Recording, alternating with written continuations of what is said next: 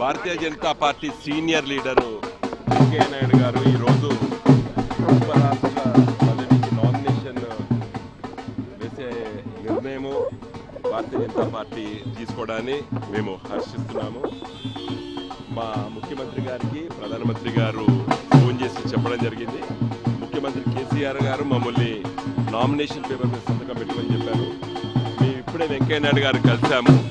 వెంకయ్య నాయుడు గారికి కంగ్రాచులేషన్ చెప్తూ మీరు ఇంకా ఉన్నతమైన పదవులకు ఎదగాలని, తెలుగు వ్యక్తి మళ్ళీ దేశానికి ఉన్నటువంటి అతి ముఖ్యమైనటువంటి పదవిలో ఇప్పుడు మీకు అవకాశం వచ్చింది.